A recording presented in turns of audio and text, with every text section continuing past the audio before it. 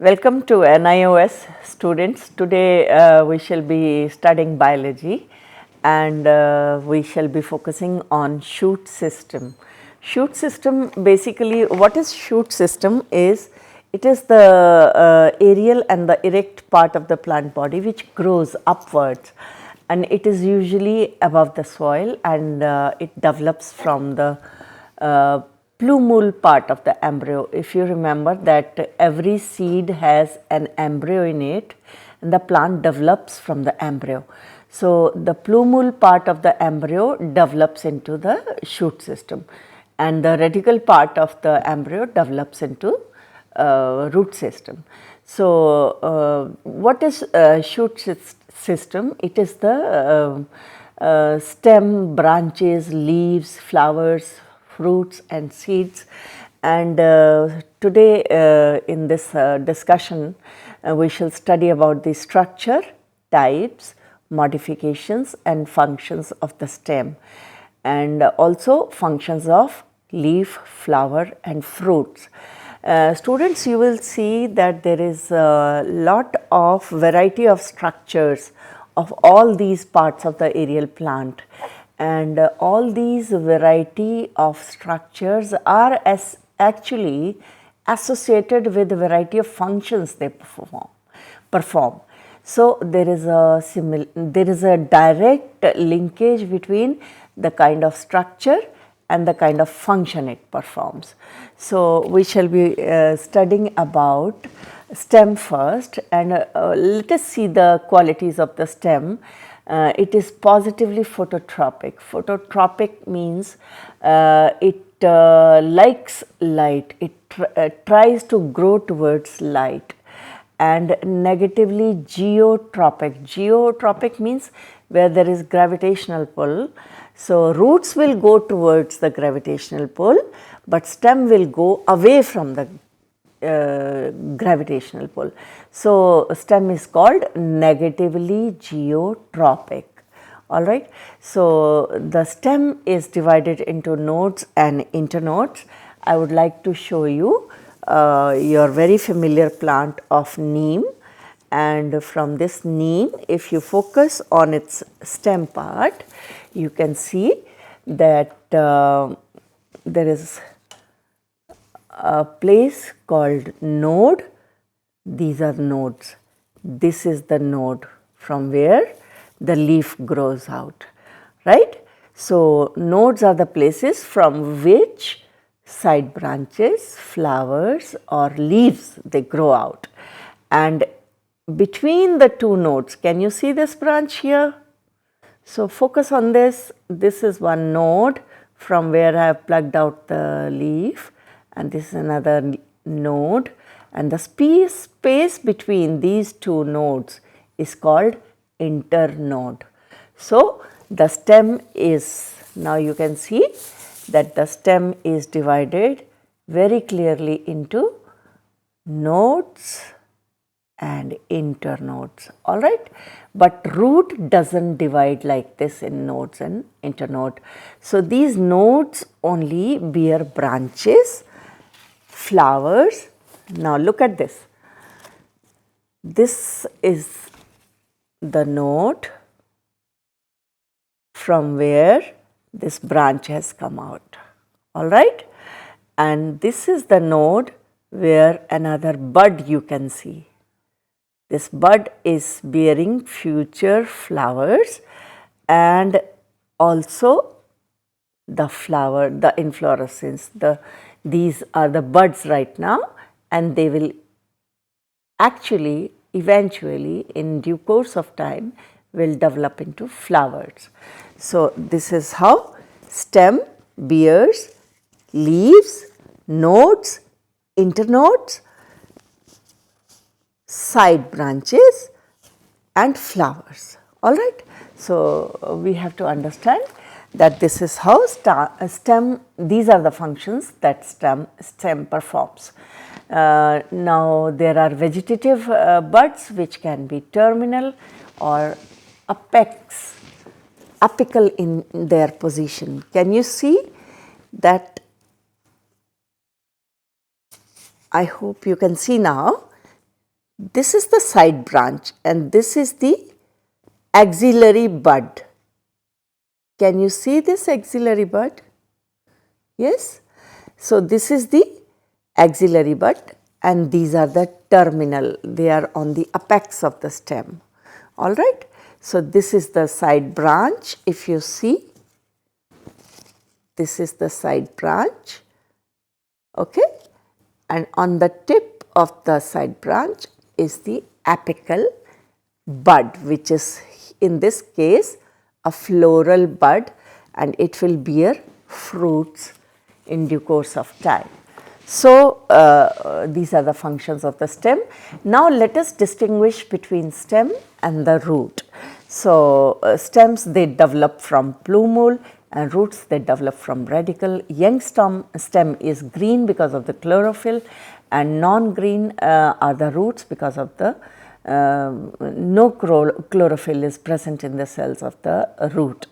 Now, the stem is divided into nodes and internodes, and root is not divided into nodes and internodes, and the stem bears leaves, vegetative and floral buds, and root does not bear such structures, and then stem bears there is no stem cap, but root, since it has to grow out of sand particles or the soil particles and there is lot of friction.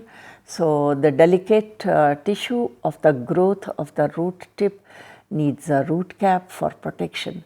So, that is the structure, root cap, and the function is protection, but stem needs no this kind of cap. Then positively phototropic, it turns towards light, it is negatively geotropic. Stem is negatively geotropic because it grows away from the pull of the gravity. Then roots are negatively phototropic, but they are positively geotropic. That means roots turn towards the gravitational pull. So, now origin of the lateral branches is exogenous and it origins from the outer layers of the endodermis, whereas origin of the lateral branches or roots they develop endogenously, that means from the inner layers inside the pericycle. So, these are the names of the internal structure of root and stem from where the roots lateral branches develop, and you will be more clear about it when we will show you the detailed diagrams of the inner structure of root and shoot. All right. So, now let us talk about the shoot apex. Shoot apex is the terminal dome shaped part of the shoot. It is formed of meristem called apical shoot meristem, and it is responsible for the development and the differentiation of primary permanent tissue. And mainly it causes the growth in length. It is divided into two regions, as you can see in the diagram. The upper outer layer is called tunica. Tunica means the covering, the protection, and the corpus, which is the fast dividing tissue in below the tunica. All right. So, this corpus is responsible for the future growth of the shoot and also for forming various other structures of the stem. So, tunica, as I told you, it is the covering, the outer zone of the shoot apex, 1 to 3 layers in thickness, and it gives rise to epidermis, which is responsible for the surface growth. Suppose this is the stem. Now, the shoot tip here gives the outer covering, which is epidermis, and it gives the protection to the whole shoot. All right. So, and the corpus, which is the body inside, the inner layer, multi-layered zones of corpus actually divide in all directions, and they finally give rise to procambium. Now, try to understand the word procambium. Cambium means the conductive tissue and pro means preceding it. So, the future vascular tissue is formed from procambium. So, it forms the vascular tissue. By vascular tissue, I mean the xylem and the phloem, which do the conduction of water, mineral salts and food, which is formed in the leaves.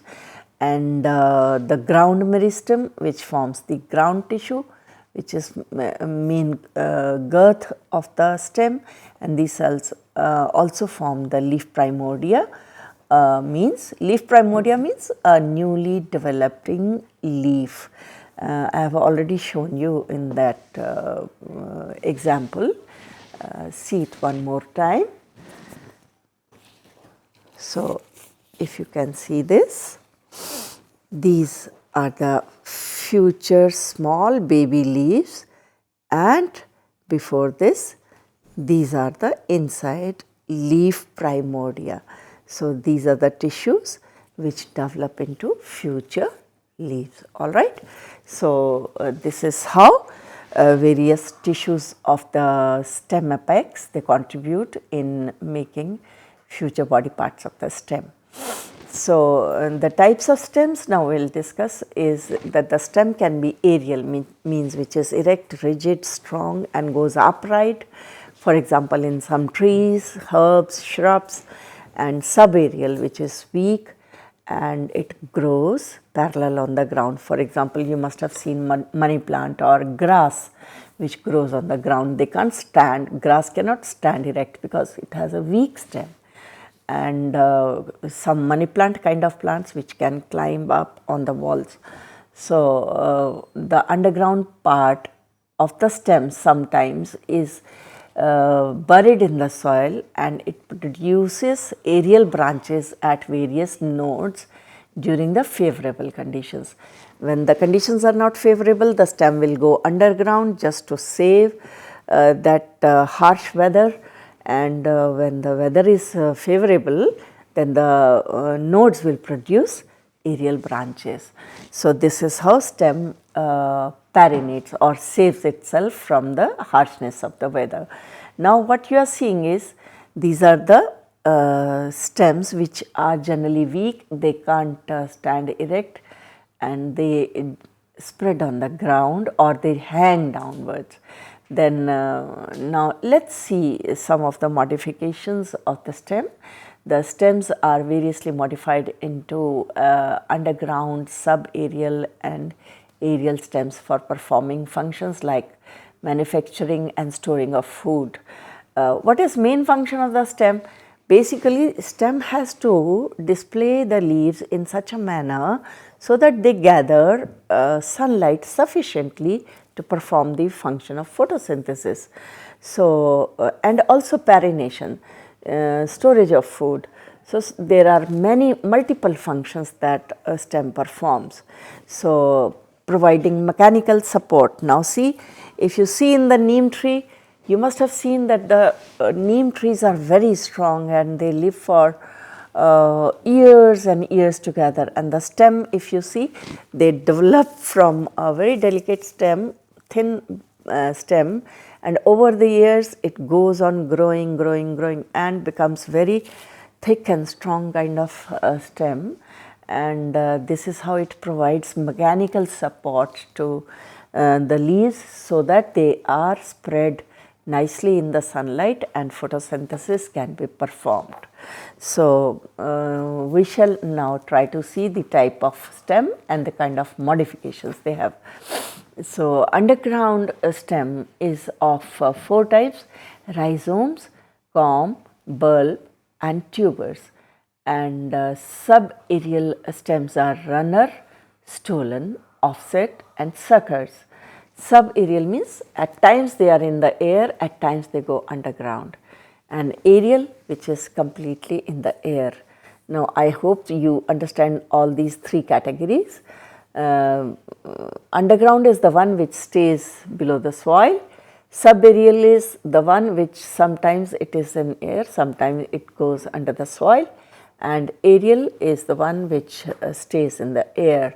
So, they can be tendrils, thorns, phylloclads and cladodes. So, I will show you pictures of certain modifications. in the coming few minutes. The underground modified stem, since underground they may seem like roots, but you can very well recognize them. What is the main feature of the stem? It has nodes and internodes. So, even if it goes under the soil, it will maintain its primary structure of having nodes and internodes. So, scaly and non-green leaves and the buds. Now, I will show you one example, and you are quite familiar with this. Can you make out what is this? Yes? So, this is the ginger or called adrak. And can you see the fine lines on this? I hope you can see these brown lines. These are the presence of nodes, and the in between space is the internode, and these browny, can you see these? These are the browny scale leaves, right? Can you see this? So, these are the leaves, but they are scaly and brown. Can you see this? Yes?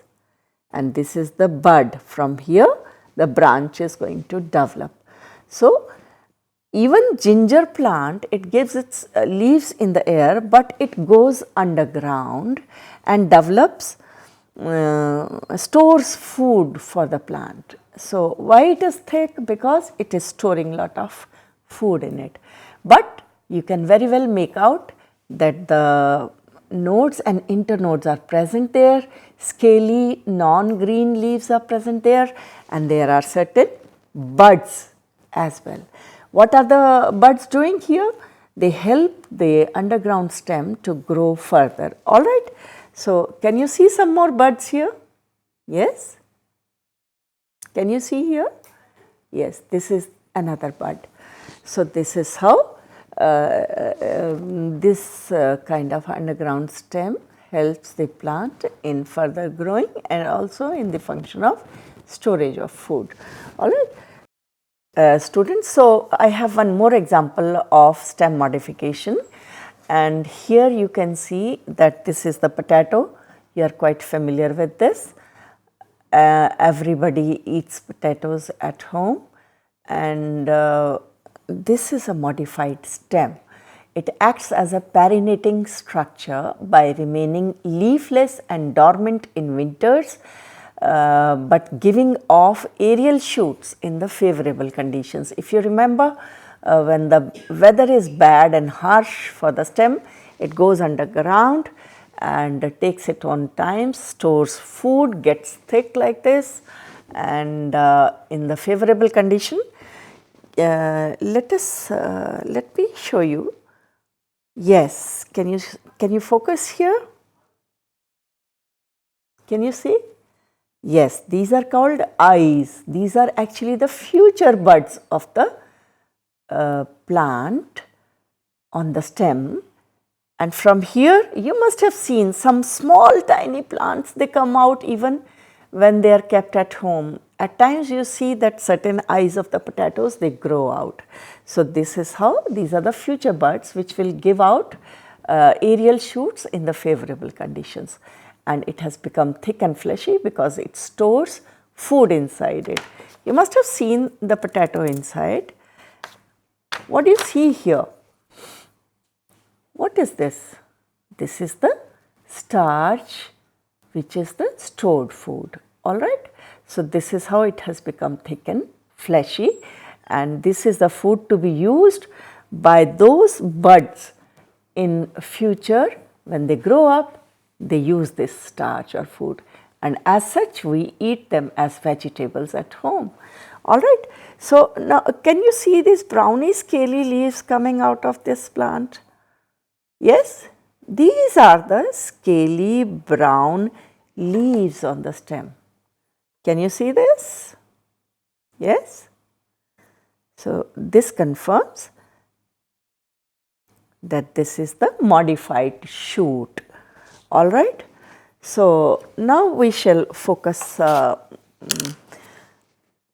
On certain other modifications, I had shown you ginger, the scaly leaves and the nodes and internodes on it. Then I have another example of corm. Corm you must have seen at many vegetable shops, which is also called chucundar, no, not chucundar, sorry, onion. So, onion is another modified stem. The portion below it, these are the roots, and this thick portion is scaly leaf base. Stem in this case has become a disc like, very small disc like. I will cut it to show you where the stem is, alright. So, I am cutting it vertically. You must have cut this kind of onion at home as well, and try to cut and see what portion I am trying to show you. Can you see this now? This is the stem from where, I think it is visible now. This is the disc like stem from various leaf bases are coming out, and in the middle there is the bud. Bud is the one which is responsible for future growth of the plant. Alright. So, I would like to show you certain more structures. These are the scaly leaves. Scaly leaves. Can you see the difference between scaly leaves and the fleshy leaves? These are thick, alright. We use these thick leaves of the onion as food, and these scaly leaves generally they are for the protection, they do not store foods, alright. So, this is how now you understand certain stem modifications, and now we will proceed further. There are certain modifications of sub-aerial stems. For example, runner I talked about, it is present in grass, stolon which is present in mint or pudina. So, and then offset which is present in water hyacinth or jalkumbhi, if you have seen that there are certain purple or mauve colored flowers growing in the river or pond side, and they slow growing streams. So, the stem in that case is a offset, weak stems, and they just float with the help of certain blown out stem modifications. So, suckers are of chrysanthemum and underground runners which grow horizontally for a distance under the soil and then emerge obliquely up, and they strike roots and they form daughter plants. So, this is a modified stem. You must have seen cacti, right? Here the stem has become green in itself, and it gathers chlorophyll and becomes photosynthetic, and the leaves on top of it, if we focus on this picture further, can you focus and see the leaves and the thorns present on this? You must have experienced and seen some cactus plants, and you know the thorns. So, these are the stem modifications. Thorns are the stem modifications, and even the stem itself has become photosynthetic. So, this is how it performs the function. Now, there are certain other modifications called stem tendrils, thorns, phylloclades and cladodes. They help the plant in climbing up. Stem tendrils, you must have seen some thin rope kind of structures which gather the support around them, and they wind up themselves on certain wires or on the supporting trees, and they help the plant stand erect and let the leaves perform the function of photosynthesis. Alright. So, thorns are the protective organs which generally save the plant from grazing elements. For example, in case of citrus plants, you must have seen that there are a lot of thorns. Then phylloclades, I showed you the picture just now, and phylloclade or the cladode is the plant with limited growth and only 1 or 2 internodes. They help in photosynthesis, for example, in case of asparagus. So, now let's talk about the functions of the stem. Primary function is support and orienting the leaves in a manner so that they can be exposed to the maximum sunlight, and for efficient gaseous exchange during the photosynthesis and the respiration. So, conducting water and minerals with the help of tissue inside the stem. I would like to show you a stem which I have cut in a transverse manner.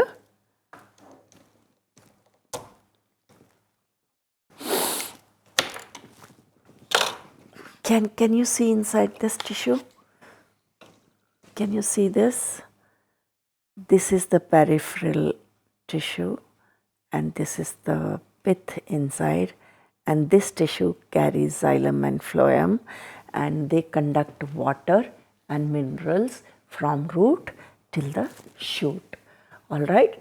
So, this is how stem performs all these functions. It bears flowers and fruits as well, and storage is the secondary function. Perennation means tiding over the bad unfavorable growing period, for example, ginger and many other plants.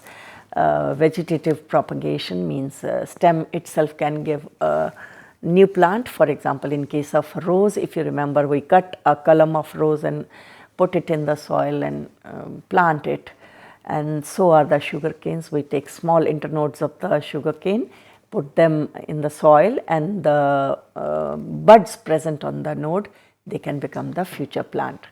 So, stem also performs photosynthesis, I have already shown you, and protection in the form of thorns.